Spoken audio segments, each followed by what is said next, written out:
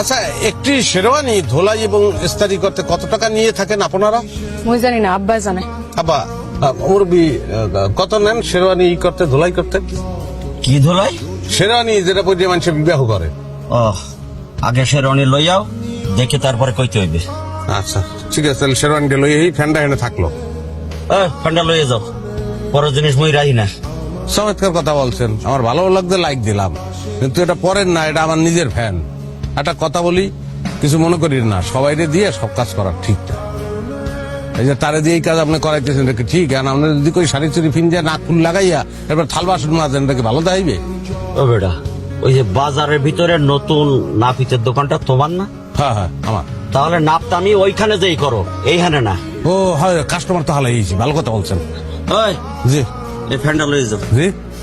আরে ফ্যানটা লইয়ে যাইতে কইছি। ফ্যান হ্যাঁ, কি করবো? ফ্যানটা লইয়ে যাও। এটা লই যাবো? হ্যাঁ হ্যাঁ হ্যাঁ। ও